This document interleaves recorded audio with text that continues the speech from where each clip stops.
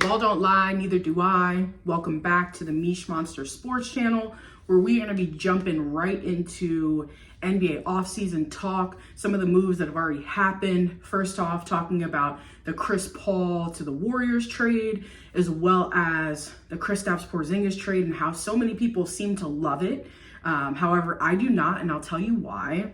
And then after that, I'll go ahead and just talk a little bit about my top 10 free agents and why I've ranked them the way they are. So let's just hop right into it. This video, feel free at any time to like, subscribe, leave some comments. Would appreciate it so I can learn a little bit more about you and what you find interesting and how we can continue to cover those topics.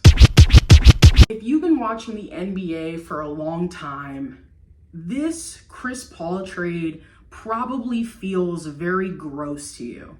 That's the only way I can think about describing it. On my TikTok, I talked about how this trade for Chris Paul was not even about the Warriors. It was about the Denver Nuggets, Phoenix Suns, and the Los Angeles Lakers. Sometimes in life, people do things first just so they can say they beat you to it. Made this Chris Paul move to keep him away from Los Angeles, as well as perhaps get some insight into what goes on in that Suns building, regardless if there's a coaching change.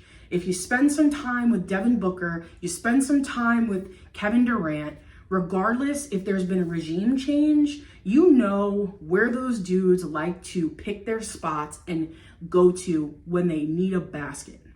After the NBA season wrapped, that if Chris Paul could find his way to Los Angeles, then that team would be probably the number 2 contender. Of course, that would be before the Bradley Beal trade happened, which honestly, I have been advocating for Bradley Beal getting out of Washington for probably as long as I can remember, especially after John Wall left.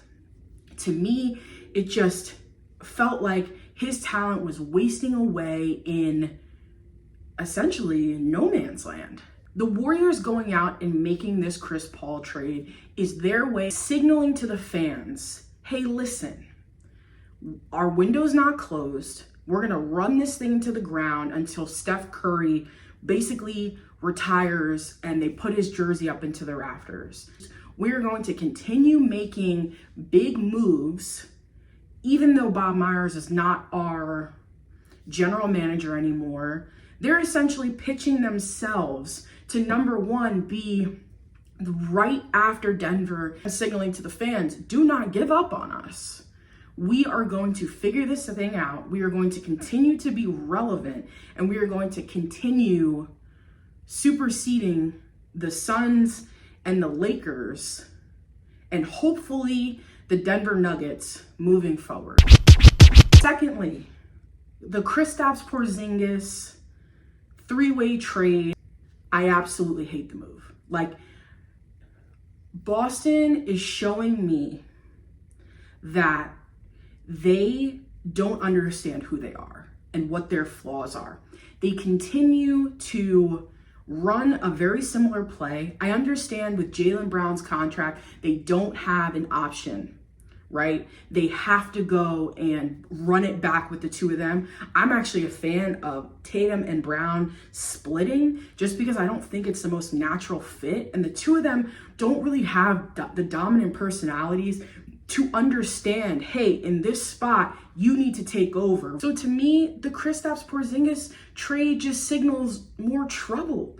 What I thought they actually needed was Chris Paul. I think that trade makes all of the sense in the world because ultimately Boston has a pace and spacing issue where if you put Chris Paul on the ball, not only is he going to be the alpha in the room and direct dudes where to go on the court, but he's also going to have the wherewithal to pull the pace of the game back. And so Kristaps Porzingis, that is not their need. They don't need that. I just don't understand why they were thinking, oh, we need more offense. It's not an offensive, it's not a shooting and production issue. You're not lacking that major third option, right? I think it's an improvement on their roster, but ultimately didn't address really any of their issues, which is you need a big boy in the room You need a grown-ass man who's gonna just tell them boys about themselves. And that is Chris Paul's specialty. I said it one time and I'll say it again. There's nobody else in the NBA who has a better reputation for telling people about themselves and how they need to improve more than Chris Paul. And so by Boston going out and prioritizing their offense in the place where I didn't necessarily think they needed it, on top of the fact that Kristaps is extremely injury prone. With Marcus Smart going to the Memphis Grizzlies, super notable because Marcus has obviously been in Boston and a key piece to most of their success, right? He's kind of that bully ball guy. And so what I'm seeing with him going to Memphis is that he's the adult in the room. He's the guy with the deep playoff experience. So that's one part of it. But then the second part of it, to me, he's a very similar player to Dillon Brooks and what Dillon Brooks' archetype is, but way better on the offensive side. You're gonna get 3-point shooting on a decently consistent basis. And so for Memphis, it makes a ton of sense. And I love the move. I think it's a perfect fit. And I think Marcus and the rest of the team is really gonna thrive with him coming in and showing this is how you handle yourselves in the playoffs. My top 10 free agents. We're gonna talk through it. Chris Middleton, an extremely important part of the Bucks organization in winning a championship before. However, his production and minutes per game has significantly gone down. And so I do think he has value to the right team, even the Bucks. But ultimately couldn't put him higher on this list because he just, unfortunately, does not putting up the production and has historically in his career. Right after that, I've got number 9, obviously D'Angelo Russell. D'Lo, so many highs and lows. The consistency is what keeps me from making him higher on the list.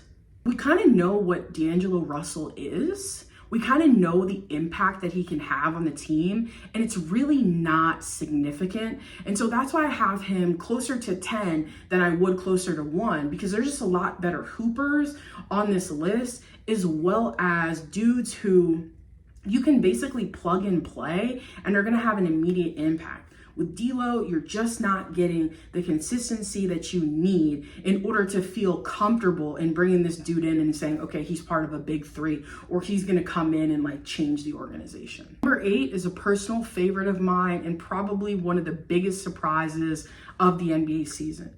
Austin Reeves. Him coming in and single-handedly dominating playoff games at the highest level and being undrafted is almost unheard of, especially on a team with LeBron James.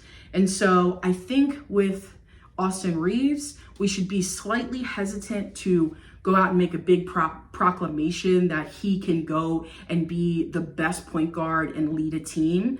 But I do think that he is going to continue having success. And I think the Lakers would be extremely smart to continue to re-sign him and bring him back, because he was as steady as you can really get from a player that young.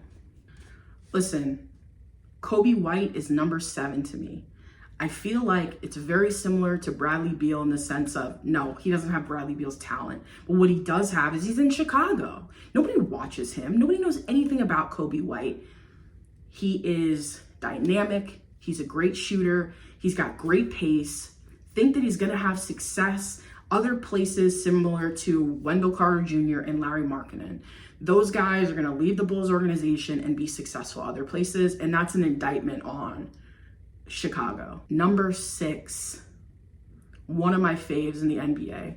Love this dude. Since I watched him play with the Lakers when he first got drafted, thought that this kid really had the juice, and was kind of surprised that they ended up getting rid of him, because he's a very high basketball IQ player. He's unselfish. And so here I'm talking about Josh Hart. I didn't even mention him yet. So with Josh, not only does he have an established relationship with Jalen Brunson, but he also is the type of high character guy that you're going to want on your team. He doesn't get rattled. He keeps things very, very steady. And so for a guy in New York City to have those traits, I think he's going to have all of the success in the world of that team. And I think he needs to be a pivotal piece in what they do moving forward. And so if the Knicks move off of him, I'm just going to think it's the same old Knicks and that they're just dropping the ball.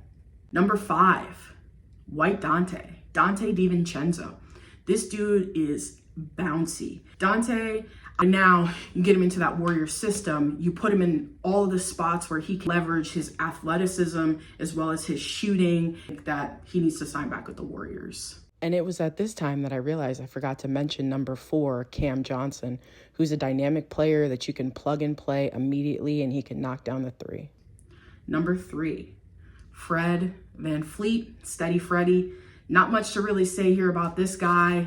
Great leader, obviously won a championship. He would be a significant upgrade to any team that really brings him on if they're looking for some maturity, some consistent production, as well as really just a floor general. So big fan of Fred VanVleet. He's just old faithful. Not necessarily a free agent, but I'm considering him a free agent in the sense that he basically is choosing where his next stop is if he doesn't sign with Philadelphia. I'm talking about James Harden. Dude has clearly lost his step. I've never been the biggest fan of his game, but you have to respect what he does and has done on the offensive side of the ball. We saw flashes in Philadelphia. I'm just not quite sure if we're going to see James win a championship. I don't know what the hell goes on in Philly. I don't know why they can't figure it out. I can't even figure out what the hell is going on in that organization. Change, uncertainty, and direction, doesn't know from the top down what they want to be. I just think that it's really just a recipe for disaster. And as good as Embiid is, there's always going to be concerns about his injury history, conditioning, things, just some of the other little things that people might not necessarily think about. And I'm just not sure who you can really pair James with at this point where you're going to say, okay, they are going to be a surefire championship pick. And so I'm not sure that I'd want James coming down to Houston to mentor guys, but he can decide right now. He's at a crossroads where he can say, I'm wrapping this championship run up and I'm going to go home to Houston and mentor these boys, go back to those strip clubs where he feels like he's home, do his victory tour. And I think, people are starting to give James his flowers. So we'll see how this whole thing plays out with him. But I think a big part of this will be, does he really want to mentor? And if you're in the front office in Houston, do you really trust him to come in? So those are some of the lingering questions that I'm really thinking about with him. Last but not least, number 1, Kyrie Irving. Love this dude's game. Absolutely cannot stand his shit off the floor. So much baggage, so many ugly things that have happened. I think there's no doubt that Kyrie Irving is the best player available in free agency. You would be hard pressed to find somebody who doesn't agree with me. That dude still has a handle on the game and the ball that we've probably never even really seen before. And so I think Kyrie Irving's market is a team of one. And so he's got to be careful and he's got to tread lightly. I don't think Kyrie Irving is the piece that gets them to a championship. I don't think that he's the piece that makes them, in the conversation with the Suns or the Warriors or the Lakers.